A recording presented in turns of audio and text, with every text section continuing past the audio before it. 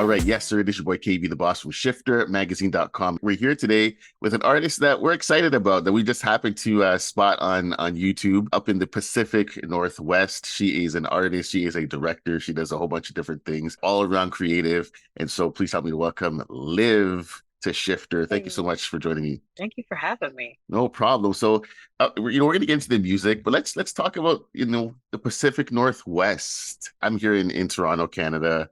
I've never been out that side. I've never been to the West ever. So what's it like? I think is it originally from Tacoma? Is it? Yeah, Tacoma Lakewood. The best way to describe it here, it's very green, very rainy. That's Mhm. what we're famous for. Good food though, and I think a decent art scene, I would say.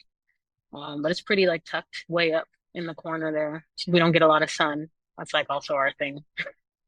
We get sun 2 months out of the year. Like seriously though, like two times out of the year? I mean, we get like spurts here and there, but for the most part, it's overcast or rainy Wow. 85% of the time, not even exaggerating. So there's like a lot of depression and stuff out there. Like are people like kind of usually down and like is it hard There, creatively and stuff? no, I mean, people say that, but it's if I've lived here my whole life, so I'm used to it. Like if you've lived in LA and then you come here, you might feel a little depressed because it's very different, but it's fine. I've lived here my whole life. hmm so let's get into the music. So when did you first kind of discover the love, the passion for music? Was there a particular artist or song that made you kind of spark that love? Honestly, I would say it was more my sister. My sister was really into music and obsessed with music. She's like 10 years older than me, so I was little and she's just always playing music for me, showing me stuff. She would make me sit at the piano and like match pitch, like just for fun and be like, "No, you gotta sing, Liv, you gotta sing." And so just through her and then my parents would play all types of records. Like my father had these huge,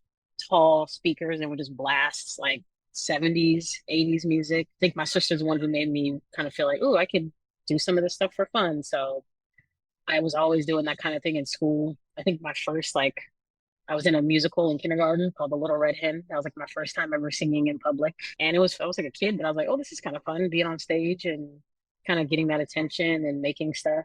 And I think from there, I was always just a part of my life in school, just creating things, making songs here and there. It was just fun. Like it was one of those things I could express myself if I wasn't playing sports. So I was like, oh, I want to do this. Okay, so let's get into the song Sweat. Now, first of all, the music video was good. It looked like a dope party. I was like, shoot, like I need to come in, like I need to come up there and party. It was like a nice little backyard party vibe. Like, I was like, I was really feeling the music video. Thank Um, you. yeah, so for the song, like we heard about it through the channel, the YouTube channel Cut. It was featured on there. Were you surprised by how many people came over to the video through Cut? No, only because, well, a couple things. I thought it was just a fun video in general, like all bias aside, it being my song, kind of lighthearted video, which sometimes people need those. But in all honesty, I think it's a good song. Like whether it's me singing it or anybody else, I think if we're thinking song formula, rhythm, beat, like it's just a good song. That almost didn't even make it out.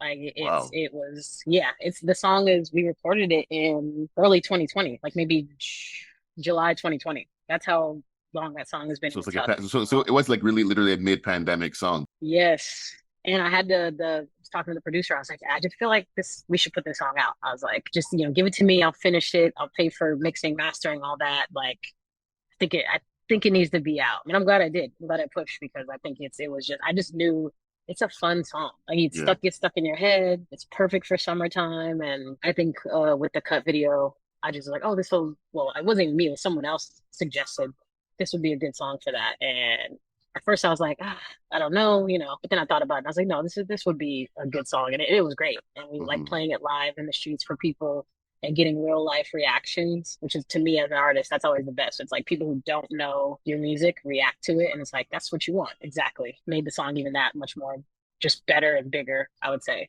When you talk about just like the I get song formula, whatever, because just even like the melody, like hearing it, it's just like first of all, it made me feel happy. Hmm. Aside from the music video, the song itself made me feel happy. The melody was just it was a good melody and it was catchy and it made me feel good. Hmm. So I think just when it comes to like a song that is just well constructed, it was just like a really good song. So there's a woman singing background on it. She purposely just doesn't want to be named, but there's another Black woman who was the background singer who wrote that, like kind of came with that melody for that hook. And when I heard it, I was like, oh, that's gonna be the part that stuck in people's heads. Like Mm, not even just all the other parts that I wrote. I just knew that was the just gonna be a good beat. So shout out to her, by the way. yeah. I did not write that particular catchy melody, but I'm just glad it was another fellow Black woman who killed it. Now go back to the music video. Like, what was it like shooting it? Because it was just like it was fun. I'm sure you were just friends in the backyard. Like, it looked like a really fun video to shoot. Like, what was that whole vibe like? Yes. So my manager at the time, who now is still, I just work with him creatively. His name is the director, Abdul Kasmali. We were on set together, so we were shooting something, and he's like, "I really do think we should just do a music video for Sweat." And I'd already had this idea. I was like, I don't know, I just in my mind, I was like, backyard disco barbecue was the only like words I had to describe. I want to say it was like a Tuesday, and then we were just like, okay, let's message people and just shoot it on Friday. So we just kind of it turned into just a couple of days of coordinating some folks. I made like a really cool like invitation flyer and just sent it to the people I wanted to be in the video. We bought all the props and just everything. It was just like just come and dance. And then we just kind of made it up as we were making it, but we knew it was just going to be again feel good dance vibe. Next time, I might need it. I might need one of those invitations. I gotta go shoot it in Toronto. Hey, come down anytime.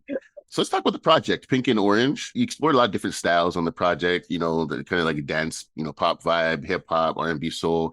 Where does that kind of versatility come from? Like just be able to explore so many different genres. I just love all different types of music. And, I have to be smart in the sense of like on one project, how many different styles can I experiment in? And these particular songs felt like, even though they're some of their own different styles, they fit. In the Pacific Northwest, we have some of the best sunsets you'll ever see. That's one good thing about this place. And it's always like this beautiful, like pink and orange, like kind of with a little bit of purple sky.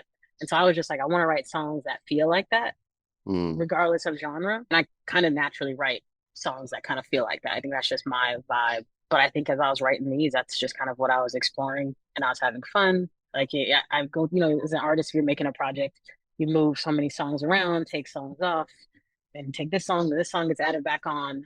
Sweat was the last song to be added to the project. But yeah, I felt like it worked. I felt like it was mm. good. It was fun and it expressed the feeling. It was interesting after listening to Sweat because it's kind of upbeat, kind of dance vibe, and then going to some of the other stuff, it's like, oh, she like raps, Yeah. like raps, like she's like an MC. I think it was just interesting to see how, yeah, you're able to do both at such a high level.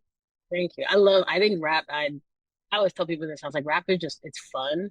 Now, I don't consider myself like MC, like people who dedicate every day writing 16, 32 bars. But to me, sometimes there's just more space to do creative stuff when you're rapping versus singing. And Mhm. then since I'm a trained singer, it's so I get too in my head, so technical. With rapping, sometimes I just focus on, let me just talk my stuff, have fun, find my punchlines. And I don't overthink it as much as I overthink singing sometimes. So it's like a fun release. I love rapping, spoken word. And that's kind of how I got into that. And I was like, oh, I'm gonna always, if I can do this, if I can fit it in, I'm gonna try to do that. Hmm. Now, who are the rappers that kind of that just inspired you as a fan? Ooh, I mean, my favorite rapper of all time, he's one of the big three, is J. Cole. Hmm. That's primarily who I listen to. I listened to a lot of Nipsey back in the day. Even though my friends hate me when I say this, I listened to a lot of Eminem. That was one of my favorite rappers. Listened to a lot of Lupe Fiasco, Kanye West, Lauryn Hill. Ooh, I love Rhapsody. I was just watching a interview with her. The new like current day women rappers. I love Meg. I love Cardi. Yeah, a lot. I just think rapping is just it's just fun. Hmm. Yeah. Since we're in Toronto, I was waiting to hear Drake, but I didn't hear, I didn't Oh, hear. he's my like he knows how to make a good song. I also didn't want to go like obvious. I mean, he's part of the big three, so he's Yeah, obviously yeah. in there. But J. Cole is my favorite of all time Hmm. out of the big three. Yeah, definitely. Before we go, let's talk about your film. So Street Lights, just Yes. won Best Local Film at the Seattle Black Film Festival. So what's the film about, and where can people see it if we can see it somewhere? The film was about two best friends, sort of the day before their graduation. One of them has to return home by a certain time for the streetlights come on, but they want to pay homage to their old neighborhood and ride around before they, graduate high school. But the premise is like, can Black kids sometimes just have a day living free and like being happy without something happening. And we kind of face trouble, which is why our parents say, be home before the streetlights come on. And this sort of highlights kind of that juxtaposition of a great day and how quickly it can turn into a bad day from just one moment. And I shot it in my hometown, shot it in Lakewood, shot it at my mom's house. Uh, Saved us a lot of money by being able to do that. And I just want, I mean, I love where I'm from. I think it's important to highlight and continue to highlight that, which I always will. And I also wanted to just write a story that felt real and relatable, regardless of what time we're in, if that makes sense. And it gave me a cool opportunity to feature other artists, not me. So the other artists you hear on that are a lot of other Pacific Northwest artists.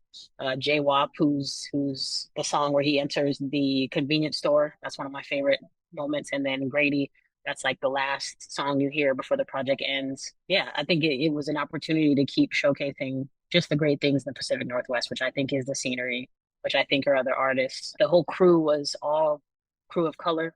One of the assistant director was a woman, hairstylist, wardrobe, all that, women of color. I think it was just a good project that gave a lot of people opportunities.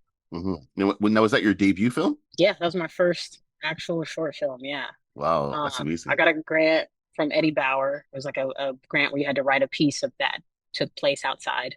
And yeah, we made it work. It was a good time. It was one of my favorite things I've gotten to do as a creative so far.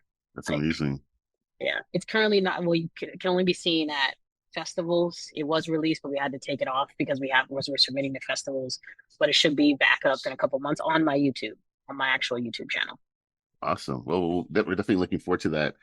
Anything coming up, music videos, singles, anything that you can kind of let us know about? Yes. So I will start releasing some pink and orange expansion packs starting in end of June, July. A lot of great new music, a lot of different artists being featured. I'm really excited. Summertime is when I love to release music, and I always tell people when it comes to Pacific Northwest summers, I like to take over.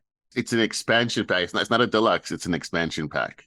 That's Yes, the first time I've ever start heard. new That's music. the first time I've ever heard expansion pack. I like that. Yeah, it's gonna be some good stuff. It's good stuff. Cool. Well, once again, this is Liv. She is a director. She is an artist. She's from the Pacific Northwest, and definitely an artist to look out for here in Canada. And yeah, thank you so much for your time. Thank you, everybody. Live underscore music with the Q, all social platforms. Follow me. Thank you so much for this. And yeah, it's been a while since I just saw someone online. I was like, oh, I need to speak to this person. So yeah, I it's appreciate that. so it's always nice to talk to someone who has passion for their creativity and whatnot. So You too.